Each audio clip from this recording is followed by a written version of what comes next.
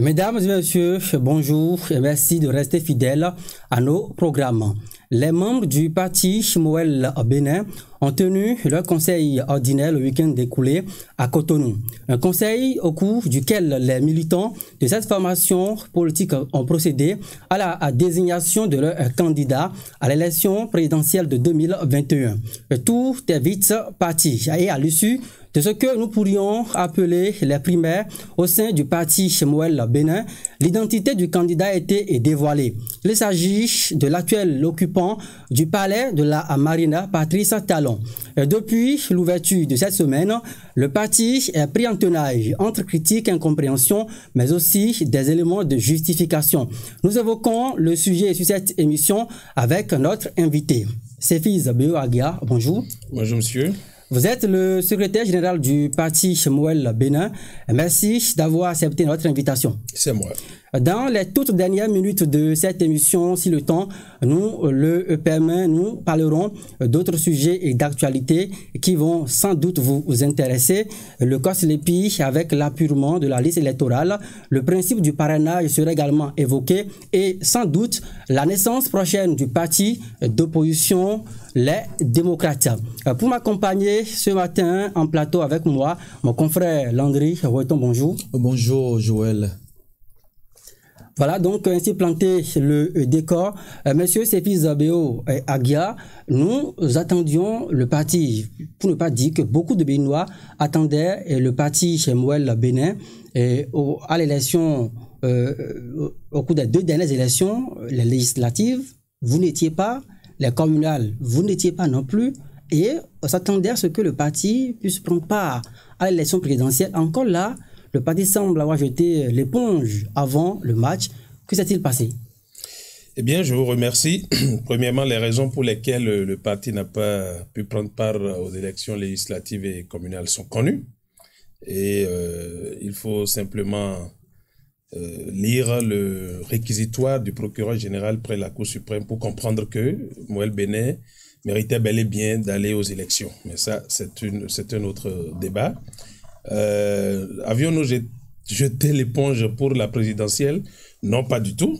Pas du tout, puisque nous sommes partis de la mouvance présidentielle. Nous avons désigné notre candidat et donc nous prendrons part aux élections. Vous savez, un parti politique peut aller aux élections seul, mais il peut aussi décider d'aller en partenariat avec d'autres forces politiques ou d'autres acteurs politiques. Et donc, nous n'avons pas jeté l'éponge. Ce n'est pas parce que de façon intrinsèque, on ne perçoit pas que notre candidat est de notre parti politique que nous avons jeté l'éponge. Du tout pas. Et puis, à la fin, personne ne peut dire aujourd'hui de quel parti politique est celui que nous avons désigné. Alors, nous allons tout à l'heure revenir sur le processus de désignation de votre candidat. Mais déjà, dans quel contexte vous avez été amené à organiser, à convoquer les militants pour ce conseil ordinaire? Non, nous n'avons pas été amenés. Nous autres, comme vous avez pu peut-être voir le communiqué qui convoque le Conseil national, notre parti est né fin juillet 2018 et donc c'est un moment de commémoration pour nous et conformément à nos tests, nous tenons le Conseil national ordinaire chaque année correspondant à la date de naissance du parti. Et donc, nous l'avions pu le faire l'année dernière avec un peu de retard en septembre 2019. Et donc, cette année, nous avons jugé de le faire en août, début août. Alors, il fallait pour nous, parce que le Conseil national regroupe les membres du bureau politique national, les membres des bureaux de coordination départementale et les coordonnateurs communaux sur l'ensemble du territoire. Il fallait pour nous, après que, au niveau des instances supérieures, nous ayons apprécié les raisons pour lesquelles, par exemple, nous n'avons pas pu prendre part aux élections, faire le débat en notre sein, eh bien, l'instance entre 2 congrès qui permet de faire, de mobiliser tous les acteurs jusqu'au niveau terrain, jusqu'à la base, donc c'est le Conseil national. Et il était prévu donc qu'à ce Conseil, nous ferions le bilan. Et donc, un autre point d'ordre du jour s'est ajouté pour nous, comment est-ce que nous nous préparons pour l'élection présidentielle? Et donc, nous avons retenu également comme point d'ordre du jour de désigner le candidat de notre parti pour le compte de cette échéance électorale-là. Donc, il faut déjà entendre suffisamment que ce n'est pas un conseil extraordinaire. Cela aurait été qu'on dirait que, bon, voilà, c'est comme si c'est une commande ou quelque chose de très en fait manipulé ou je sais pas quoi dire exactement. C'est un conseil ordinaire que nous avons tenu, une instance qui vient à bonne date par rapport à notre fonctionnement. Voilà. Dites-nous, M. Béo Sefissaguia, au-delà des autres objectifs qui ont sous-tendu ce conseil ordinaire, dites-nous de façon franche, qu'est-ce qui a justifié le choix du président Talon comme candidat de Moël Bénin? Très bien. Je voudrais dire que tout ce que je disais avant de parler de cette autre-ci aussi était bien franche. Alors, il s'agit de ce que notre parti devrait avoir son candidat pour l'élection présidentielle.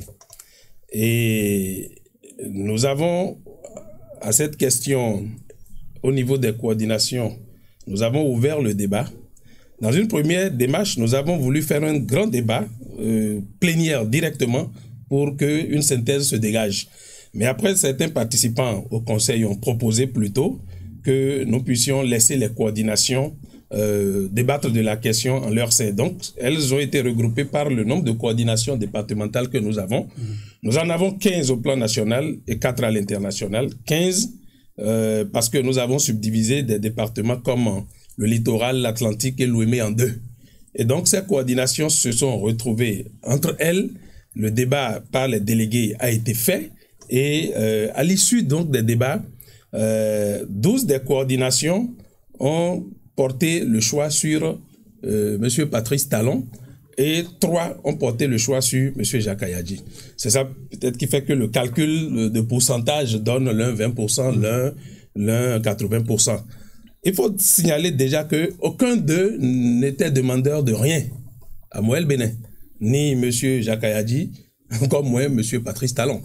Ce sont les coordinations... Mais M. Aguia, oui. Comment est-ce qu'on peut comprendre qu'à l'intérieur d'un parti comme Moël Bénin, un parti quand même sérieux, bien structuré, que personne, ni même le président, n'ait manifesté l'envie d'aller à cette élection? Non, nous n'avons pas... C'est déjà même que le principe de fonctionnement démocratique à l'interne est un principe sacro-saint au niveau de Moël Bénin. Il ne s'agit pas... J'aurais pu être désigné, ça aurait pu être quelqu'un d'autre. Et donc, il s'est agi de ce que le parti laisse les acteurs, les membres du parti, faire le débat, faire le choix sans influence. Les responsables ne sont pas là pour dire, voilà, bon, moi je veux, et puis moi je veux... Donc personne n'était pressenti. Personne n'était pressenti et personne n'était demandeur de rien. Ce sont les coordinations qui, quand elles se sont retrouvées à l'interne, ont fait leur débat à l'interne.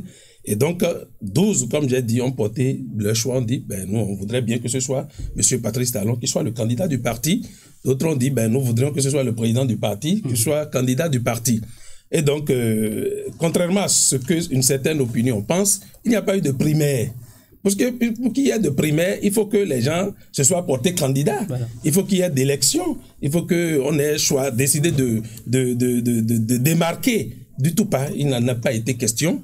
Ce sont des coordinations qui ont dit, voilà, et les raisons existent pour ces choix-là. Mais Séville Béo Aguia, pourquoi est-ce que, parce que, fort heureusement, nous vivons actuellement encore la période électorale au niveau donc des États-Unis, avec les primaires qui ont été organisées, ça a été bien structuré. Alors, la réforme du système partisan ne visait que la restauration de l'espace politique au Bénin. Alors, est-ce que en vous privant de ces primaires à l'intérieur de Moël Bénin, est-ce peut-être pas là une faille à corriger? La réforme du système partisan n'a prescrit aucune démarche à aucun parti politique, donc encore moins dans la charte, pour dire comment est-ce qu'il désigne ses candidats. Vous auriez pu poser la question par rapport aux communales ou aux législatives.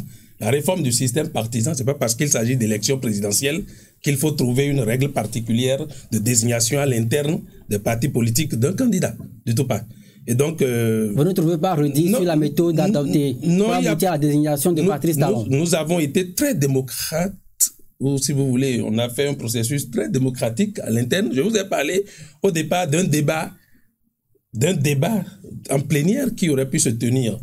Et chaque membre, ceux qui désiraient prendre la parole, aurait pu dire, ben, nous faisons ceci, nous faisons cela. Nous avons plutôt laissé, pour gagner du temps, parce que nous tenions ce conseil en une journée, laisser les coordinations, aller faire le débat à l'interne d'elles-mêmes et sortir selon le débat ou selon l'issue des débats, celui qui le choix s'est porté. Et donc, il ne faut pas penser que notre démarche fragilise la réforme du système partisan.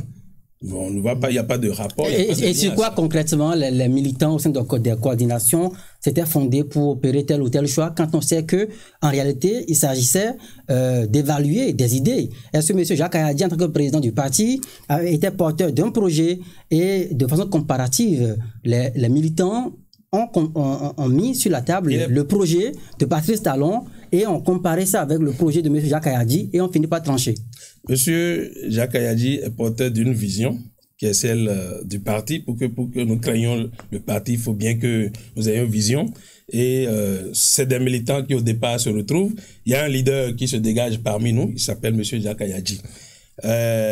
Au niveau de la vision du président Patrice Talon, nous sommes de la majorité présidentielle et donc c'est parce que la vision de Mouel Bénin et celle du candidat ou de celui que nous avons désigné, de notre candidat, M. Patrice Talon, actuel chef de l'État, eh bien, ce sont des visions proches par rapport à ce que déjà lui, il est aux affaires et qu'il a pu matérialiser cette vision que nous partageons à la tête du pays. Eh bien, nous sommes en phase en réalité. Et si nous sommes en phase, nous sommes à même de le désigner parce que l'incohérence aurait été pour Mouel Bénin de désigner quelqu'un d'autre. Pourquoi on ne nous pose pas la question de savoir pourquoi vous n'avez pas désigné, bon, vous avez, certains ont choisi ou souhaité que ce soit Jacques Ayadi. La grande majorité du parti, puisque parti de la majorité présidentielle, désigne M. Patrice Talon. Nous aurions été incohérents en désignant quelqu'un qui ne soit aucun des deux, en fait, à la fin, ni du parti, ni de notre majorité. Et donc, celui qui déjà est à l'exercice et au charbon, et que nous avons le temps aussi d'apprécier. Vous auriez pu désigner également des gens dans les partis comme UP et BR également? Ah non, pourquoi nous le ferions? Nous sommes un parti. Ils sont de la majorité quand même. Eh bien, nous sommes un parti. Nous sommes un parti et nous avons un leader.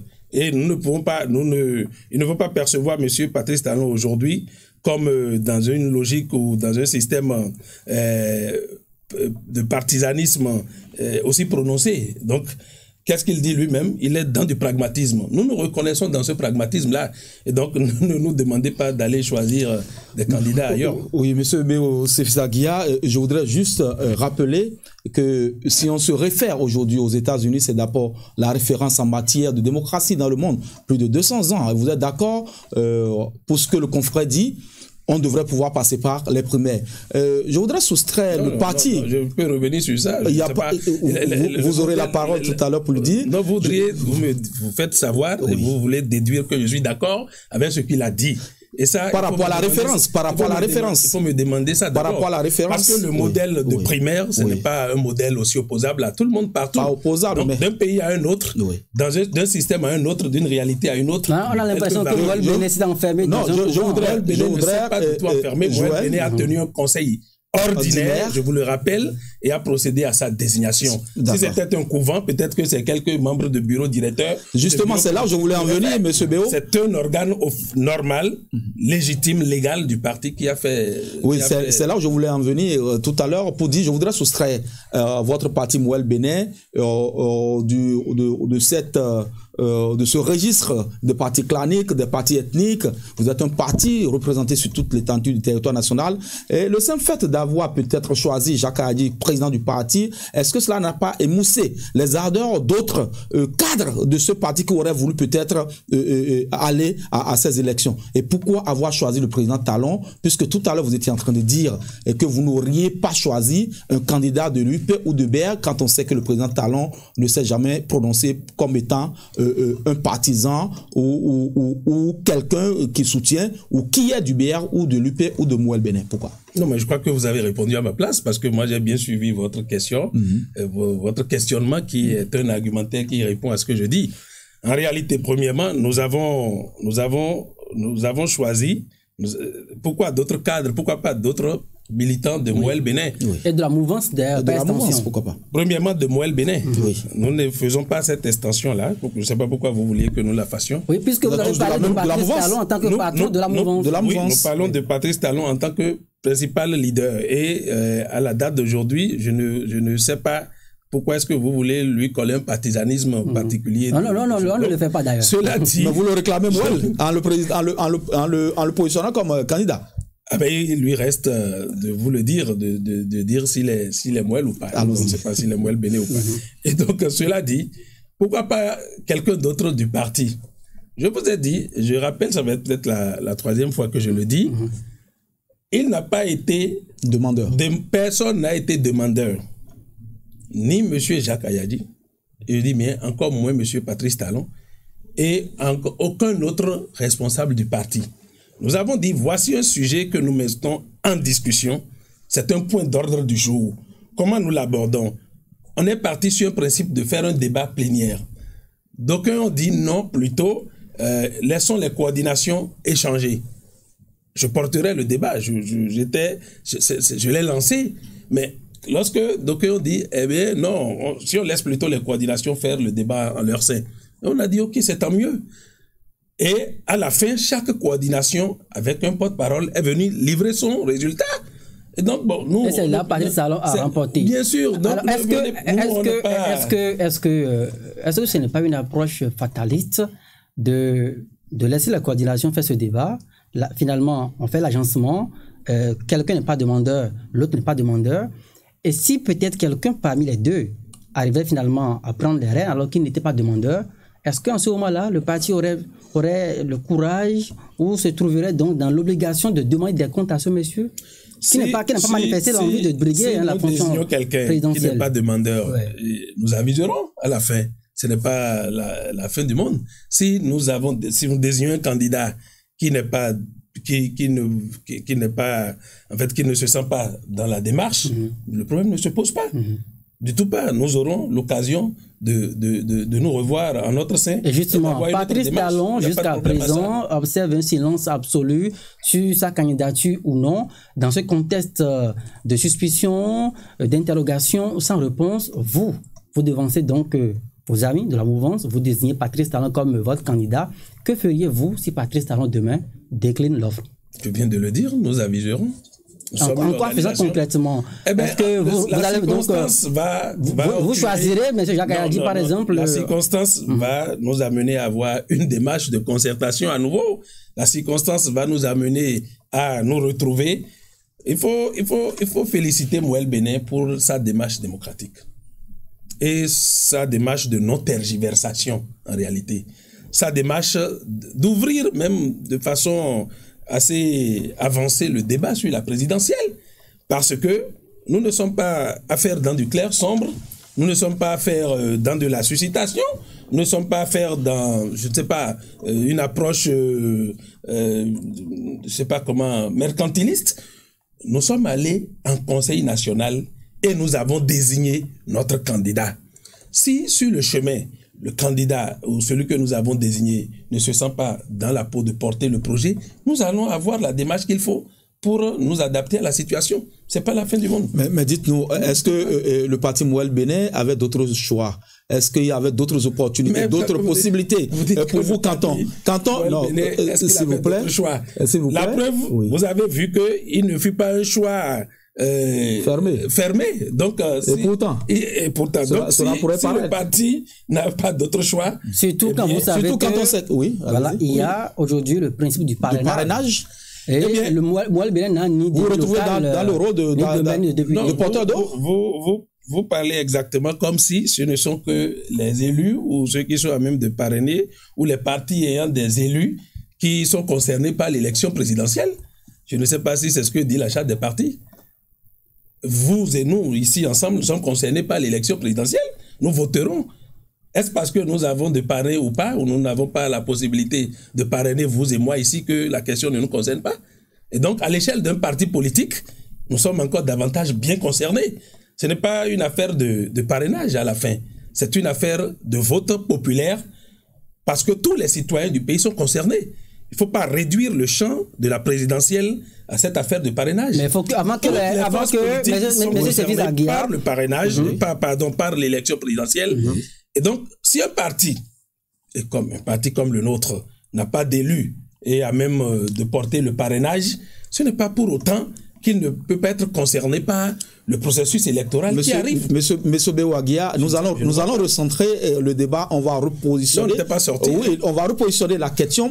Vous n'avez pas de député aujourd'hui. Vous n'avez pas d'élus locaux, de maire. Comment pensez-vous apporter un plus dans le projet d'élection de votre candidat, ou si, entre-temps, ce candidat acceptait votre proposition?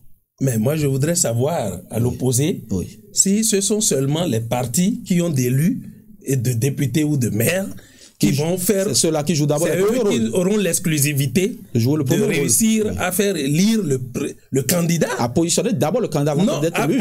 C'est le candidat qui se positionne. Oui. D'abord, avec le parrainage de ces partis. Non, ce n'est pas les partis qui parrainent. C'est les élus qui parrainent. Oui. Il faut faire venant des partis politiques. Attention. Oui. Attention. Oui. Et j'aimerais sur un autre aspect de la question. Oui, où il est dit dans le code électoral que les élus, maires ou députés et ou ensemble parrainent un candidat. Il n'est pas dit que les partis politiques parrainent un candidat. Mais ces députés viennent des partis. Non, attention, il y a une nuance qu'il faut regarder. Il n'y a pas de députés indépendants aujourd'hui. Ah non, mais cependant, il y a une nuance. Ok. Parce qu'il est possible pour un élu de parrainer un candidat de son choix. En sortant du cadre du parti. Attention, la loi n'a pas dit ce que vous voulez dire là.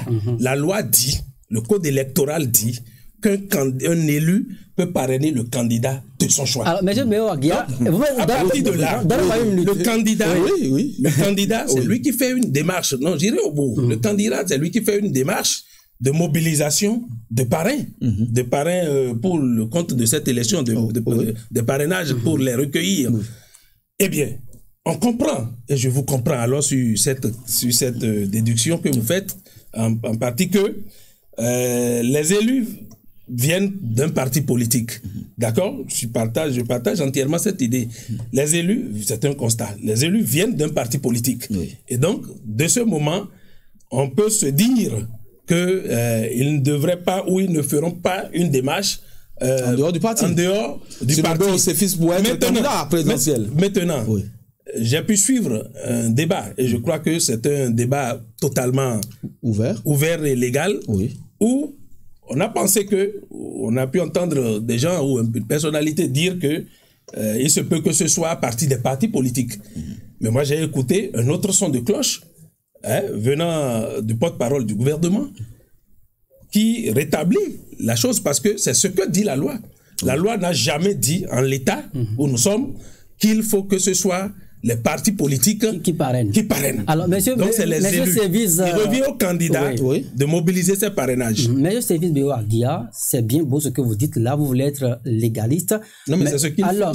C'est pas beau, c'est la réalité. Alors, lorsqu'on sait qu'aujourd'hui, la réforme du système partisan prônée et mise en œuvre depuis quelques mois impose quand même une certaine discipline à l'intérieur des partis politiques notamment. On a vu à l'issue des élections communales, lorsque cette pagaille a voulu s'installer, on est reparti faire donc une loi interprétative et pour décanter la situation, entre griffes, les élus rebelles qui ne voulaient pas suivre les prescriptions de leur parti ont été obligés de s'aligner.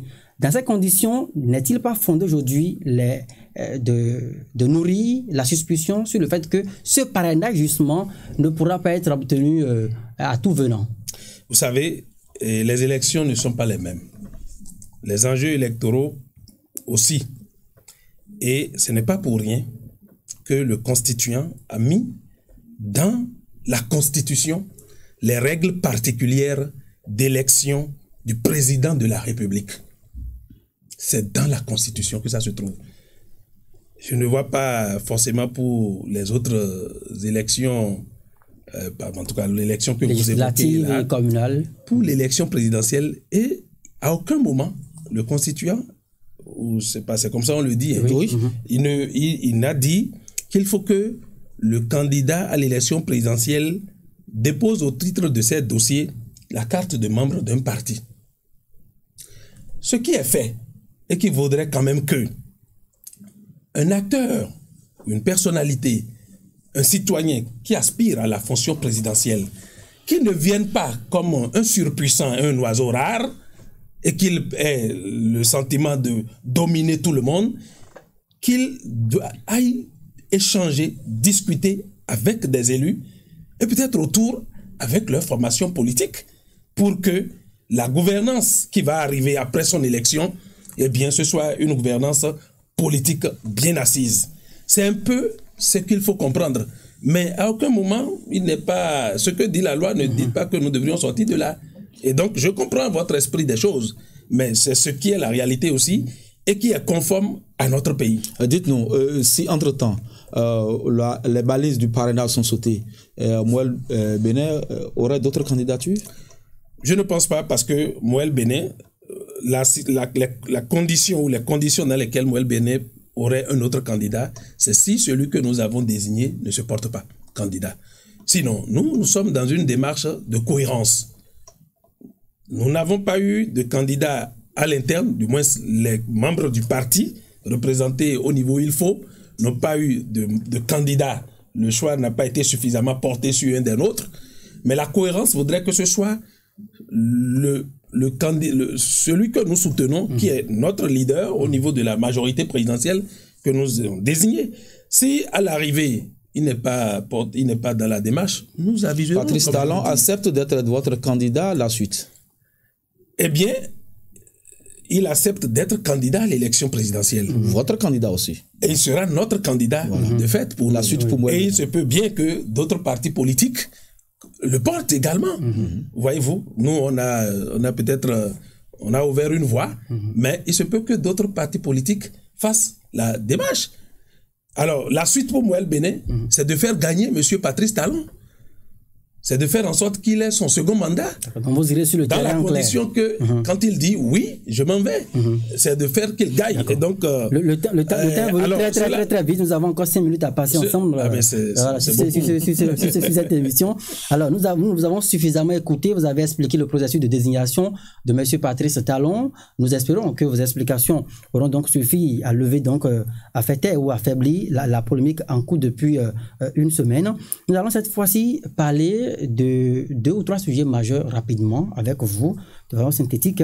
Alors, est-ce que les partis d'opposition, selon vous aujourd'hui, peuvent avoir le parrainage, selon vous?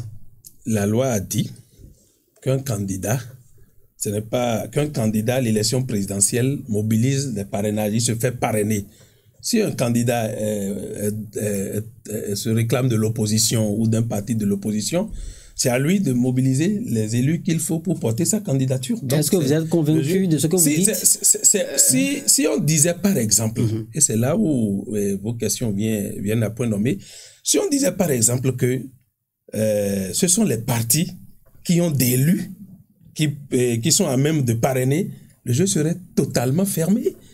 Vous voyez, mais la loi n'a pas dit ça. Donc on peut faire confiance aux élus actuellement de la mouvance pour parrainer les candidatures de l'opposition. Ça reste les capacités de conviction et de discussion ou de négociation d'un candidat. S'il se réclame de l'opposition, s'il se fait que des élus, la plupart se retrouvent d'un camp opposé, s'il est vraiment quelqu'un qui aspire à la haute fonction, mais ne pensez-vous pas que pour le jeu de l'État, il trouvera la ne pensez-vous pas qu'aujourd'hui, pour que le jeu démocratique soit ouvert, ne pensez-vous pas qu'il faille sauter ce verrou du parrainage? Je vous dis un peu l'esprit, je reviens sur ça. L'esprit ici, c'est d'amener n'importe quel citoyen aspirant à cette haute fonction de ne pas se croire seul, de ne pas développer une dynamique solitaire de gouvernance et de gestion du pouvoir. C'est pour ça. Et donc, dire que le parrainage empêche le jeu démocratique, non. Au contraire, il renforce le fonctionnement du système partisan pour que ce soit les partis politiques, d'une manière ou d'une autre, qui animent la vie politique et qui gèrent l'État. Alors, rapidement, un mot sur cette proposition faite dernièrement par certaines organisations de la société civile qui pensent qu'il faut descendre le parrainage dans les mains des citoyens. On parle désormais de parrainage citoyen, un peu comme cela se fait au Sénégal, au Togo également, en Côte d'Ivoire. recueillir des signatures pour avoir le parrainage. Nous ne sommes pas la Côte d'Ivoire, nous ne sommes pas les États-Unis, nous ne sommes pas le Sénégal, nous sommes le Bénin. Pour l'instant, la démarche que nous avons trouvée, c'est celle-là. Si sur le chemin, il faut changer de démarche, il faut aller vers d'autres dynamiques, le pays verra. Très bien. Mais ce qui va être intéressant, parce que quand des réformes se mettent en place, il ne sert à rien de ne pas chercher à les éprouver. Il faut les éprouver pour constater... Dans la bonne dynamique. Dans la bonne dynamique. Dans la bonne dynamique, vérifier les insuffisances, les limites s'il y en a, et se dire, attention, on aurait peut-être pu procéder. Un peu comme cela a été fait récemment. Pour la question des maires. On a pu constater que, attention, on n'a pas bien réglé. Ça veut dire que le législateur n'est pas on aussi peut revenir corriger. Un démuge. Alors, monsieur Sefis Béo Aguia, depuis quelques jours, on a assisté à la désignation des membres du COS LEPI, l'appurement de la liste. Encore là, compte tenu du contexte ou bien de la configuration de notre Parlement actuellement, il y a encore de fortes suspicions à ce niveau, puisque aucun élément de l'opposition ne se retrouve à l'intérieur du COS LEPI, alors que la qualité de l'élection dépend essentiellement de la qualité également du fichier électoral. Qu'est-ce que vous avez à dire par rapport à ce sujet? Je trouve que c'est des suspicions ou comment dit-on, une logique des appréhensions qui devraient progressivement se dissiper. Nous comprenons, nous aussi, parti de la mouvance présidentielle, n'avons pas de représentants à l'Assemblée nationale. Nous n'avons pas de représentants donc du fait au COS LEPI. Nous pouvons avoir des raisons de nous inquiéter. Nous pensons que progressivement, c'est une question qui va parce que on aurait pu faire la réforme et puis ouvrir le COS LEPI au parti extra-parlementaire, n'est-ce pas? Au dialogue politique, le débat a été fait. C'est peut-être qu'il n'est pas suffisamment abouti, parce que le débat a même concerné la Commission électorale nationale autonome. Donc, ces appréhensions, nous voudrions souhaiter qu'elles se dissipent, et elles devront se dissiper parce que tout le monde a la possibilité de consulter aussi la liste électorale. Chacun peut vérifier s'il y a des failles dessus. Chacun peut aller constater cela. Et les partis politiques régulièrement constitués sont à même de le faire aussi. De mobiliser les leurs à s'inscrire, à retirer les cartes d'électeurs pour gagner. Parce que il y a eu alternance, et pourtant ce n'était pas forcément les forces de l'opposition qui contrôlaient le COS LEPI ou encore le Sénat il y a quelques années. Oui. Et pourtant, il y a eu alternance. Donc, je pense qu'il faut travailler à dissiper ce genre d'inquiétude pour ne pas en faire le socle ou le pic d'un combat.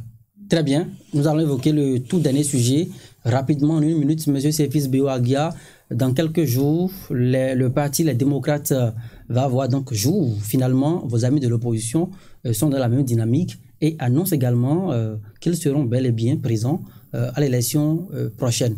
Qu'est-ce que vous avez comme lecture de cette démarche finalement, et est-ce qu'ils peuvent aujourd'hui être rassurés de ce que les conditions optimales leur seront garanties, qu'ils obtiennent d'abord le récépissé légal au ministère de l'Intérieur et que, évidemment, ils soient présents à l'élection qui vient?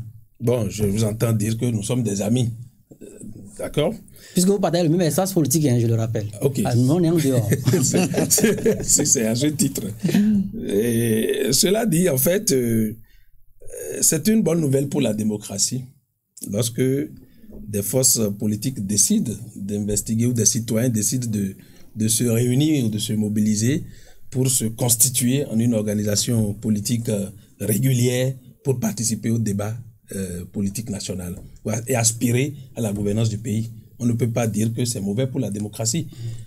Donc, on se félicitera du fait que, enfin, cela a été quelque chose de bien perçu parce que il y avait peut-être d'autres considérations qui faisaient que ce n'est pas arrivé peut-être plus tôt. Il aurait été nécessaire de constater que pour animer la vie politique, eh bien, il faut être régulièrement constitué. Il faut sortir totalement de certains sentiers battus. Il faut sortir de débats de personnes. Il faut sortir du maquis. Parce que le jeu politique n'est pas un jeu où forcément on se retrouve dans le maquis. Il faut sortir, se conformer à la réglementation et faire les choses dans les normes. Les règles, qu'elles aient été mises en place par vous ou par d'autres. L'important, c'est que le système démocratique fonctionne. Et vous avez l'obligation de respecter ces règles-là pour vous constituer et venir dans le jeu politique de façon formelle. C'est une bonne nouvelle pour la démocratie, comme j'ai dit. Merci à vous, Monsieur Sefis Béo Aguia. Je rappelle que vous êtes le secrétaire général du parti Chemoel Bénin. Avec vous, nous avons parlé dans un premier temps de la procédure ayant abouti à la désignation de votre candidat en la personne de Patrice Talon, l'actuel chef d'État béninois. Et ensuite, vous avez également partagé avec nous vos appréciations sur l'appurement de la liste électorale et également la naissance prochaine du parti Les Démocrates, parti bien entendu se réclamant de l'opposition. Merci. À vous, Landry. Merci beaucoup, Joël. C'est un plaisir d'avoir conduit ce débat avec vous. Amis téléspectateurs, c'est la fin de cette émission. On se retrouve dimanche prochain.